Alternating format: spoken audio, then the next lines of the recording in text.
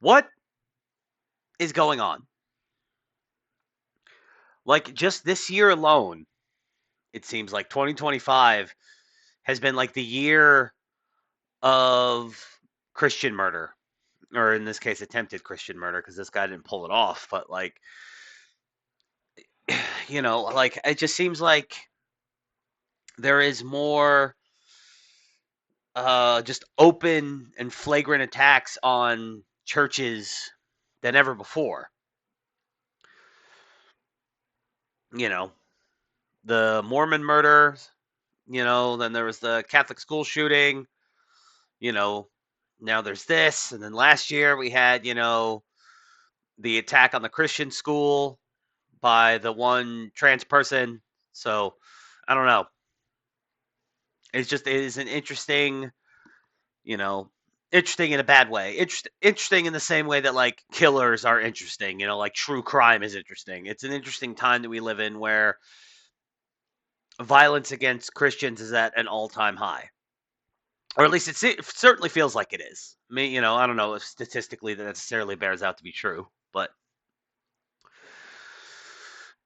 anyway, shout out to the Daily Wire. A man with 200 explosives and a leftist manifesto arrested outside Supreme Court church event at a church. This was according to the police who arrested him. Yes, he according to his manifesto, which hasn't been released yet, we're just going off what the cops have said.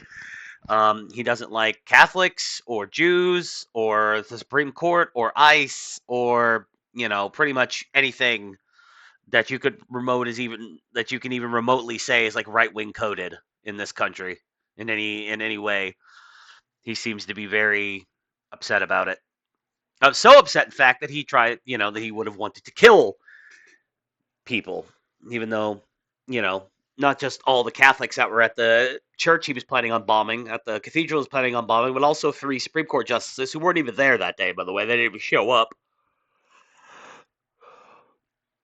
Washington, D.C. police on Sunday arrested a man with hundreds of explosive devices outside a church holding a mass in honor of the Supreme Court.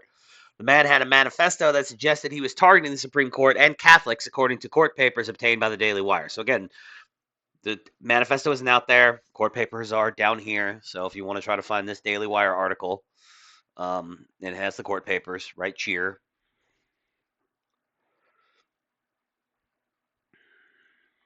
Although it's 3 pages, but only 2 pages have stuff on it. Page 3 is just like, overflow from page 2 because there's so much stuff.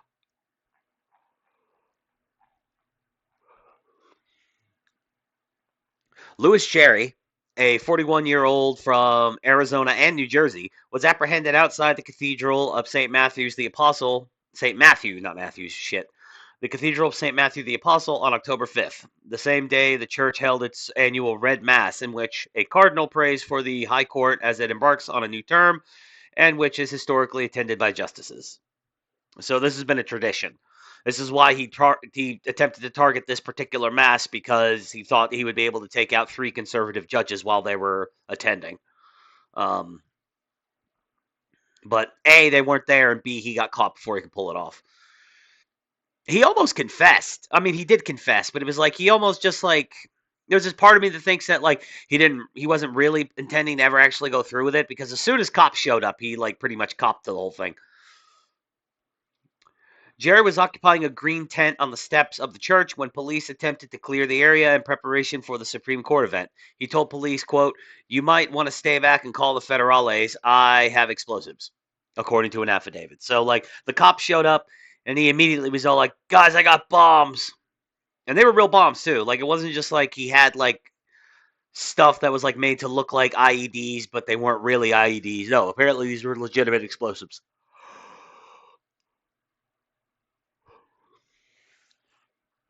A member of the Metropolitan. I'm sorry, I'm yawning. I'm making this much earlier in the morning than I normally do.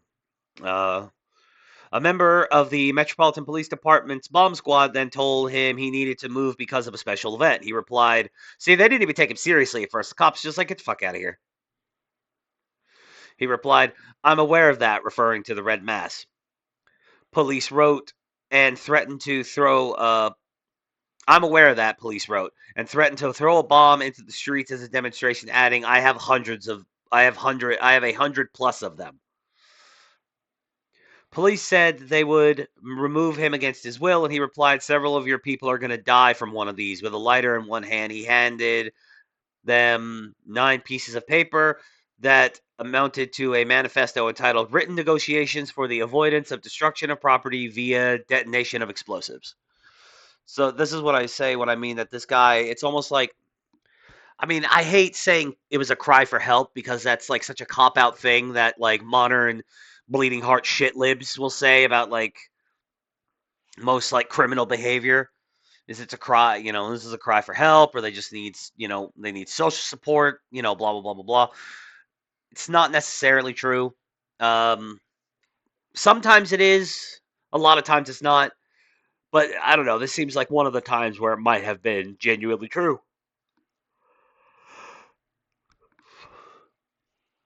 The manifesto, quote, revealed his significant animosity towards the Catholic Church, members of the Jewish faith, members of SCOTUS, and ICE facilities, police wrote, indicating that the incident may be the latest in a string of left wing domestic terrorism. Jerry, quote, then shifted his right thumb over the top of the butane lighter to initiate the lighting action and stated, you better have these people step away or there's going to be deaths. He was threatening. He was threatening people. He had a lighter. He had what appears to be a bomb. Like, cops had every reason to take this guy at least somewhat seriously. Jerry then left the tent to urinate on a tree and was apprehended by 3 officers, at which point he said he had a device in his pocket. A bomb squad technician located his pocket, quote, a vial located in his pocket, quote, a vial with a white cap which contained yellow liquid inside with an M device taped to the exterior. After he was arrested, the bomb squad located, quote, a large cache of handmade destructive devices in the tent, police said. He was charged with unlawful entry, manufacture, transfer, use, possession, or transportation of Molotov cocktails or other explosive or unlawful purposes. Threats to kidnap or injure a person, assault on a police officer ×2, possession of a destructive device, manufacture or possession of weapons of mass destruction, a hate crime, and resisting arrest. It becomes a hate crime because in his manifesto he made it clear that he's doing it out of a hatred for Catholics. So I tend to agree. Hate crime statutes are stupid. Murder is murder. I don't really think motive matters as much.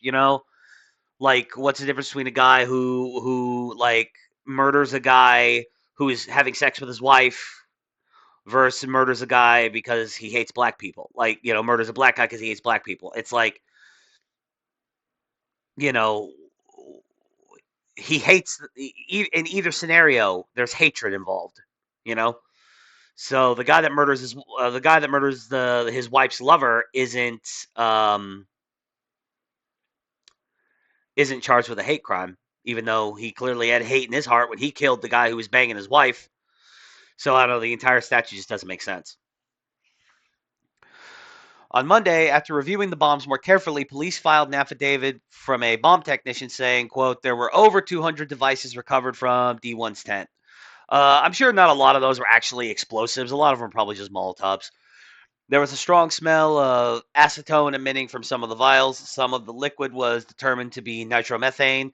The liquid appeared to be multiple chemicals mixed together, none in original containers. The devices appeared to be fully functional.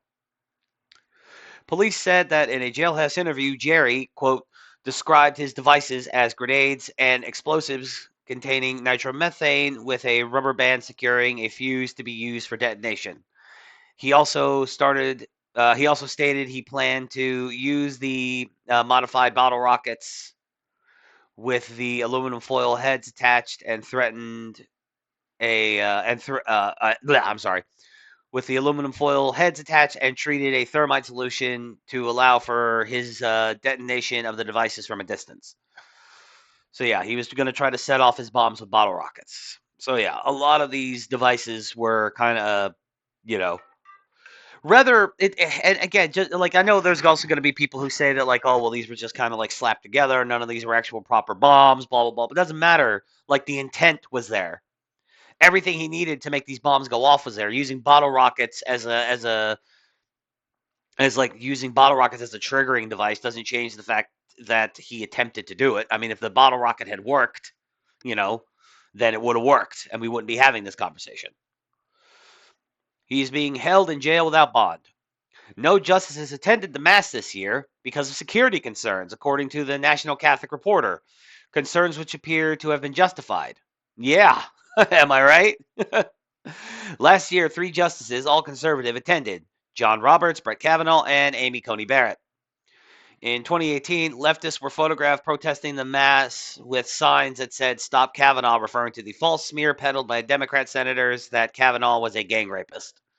Which, of course, that was a giant crock of shit. They were trying to, get him to not end up on the bench and try to destroy his entire life, and it's genuinely a horrible thing that they tried to do to him.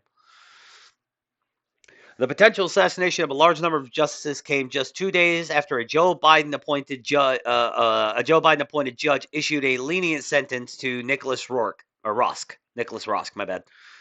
Nicholas Rosk, who attempted to assassinate Justice Brett Kavanaugh in 2022. In that case, Judge Deborah Boardman departed from sentencing guidelines by 22 years, sentencing Rosk to just 8 years instead of the 30 years to life called for by sentencing guidelines.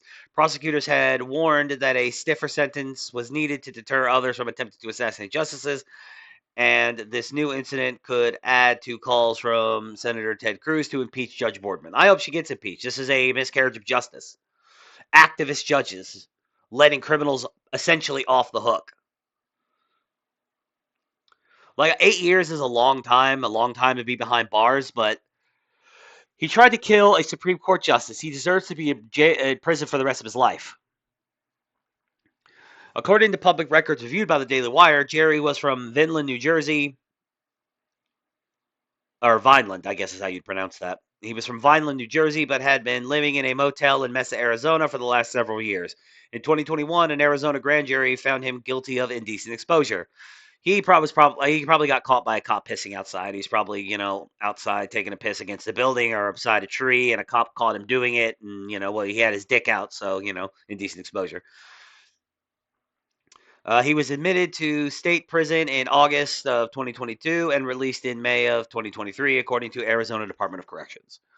So yeah, you know, I don't think necessarily you need to be in prison for life for taking a piss on a tree, of course, but you know, it is what it is. So so him only getting, what is that? August, September, October, November, December, January, February, March, April, May. 9 months in prison. That's decent time, I guess, for indecent exposure. Then he probably also didn't end up on the sex offender registry, but I suppose he wasn't trying to be like deliberately lewd or trying to. He likely wasn't doing it for sexual gratification. He probably just assuming that my speculation is correct, and he probably just got caught like pissing against a tree, like he did earlier in the article. Then he doesn't deserve to be on the sex offender registry. If he was like at near a school grounds, like got caught with his dick in his hand, flogging the dolphin, then yeah, we could have a talk about that. But yeah, like this luckily this violence was stopped before anything could happen, because again, it seemed like he kind of like cops were there and he kind of just gave away the game, you know what I mean? And he probably, there's enough rationality in him that he knew he was about to do something stupid and he wanted out of it, or part of him wanted out of it, or maybe this whole thing was just a big old fucking gimme attention thing. But according to the police, the bombs were legitimate. So at least some of them were. So who knows? But still, Christian violence, anti-Christian violence, really it's becoming worse and worse and worse. I'm glad nothing bad happened here. We need to put a stop to it. We got to find a way, or like, I don't know. It's one of those things where it's like, how do you stop violent people from being violent? You can't. They're violent people. You know what I mean? You can do your best to deter them from acting violent, but there's no way to stop violence. It's not possible. So, I don't know. But let me know what you think down below in the comment section. And if you're not subbed, sub. And be sure to like the video and follow the links to, Clown World Gaming, where I stream intermittently. I used to have a set schedule, but now I'm basically just going to do it when I can. If you see me be sure to sub to Clown World Gaming. If you see me, feel free to hop in the stream. Same thing, check out the podcast Clown World Chronicles when I do them. Again, I used to do it every week, but now things have changed, so we'll see what happens there. And yeah, throw me a bomb.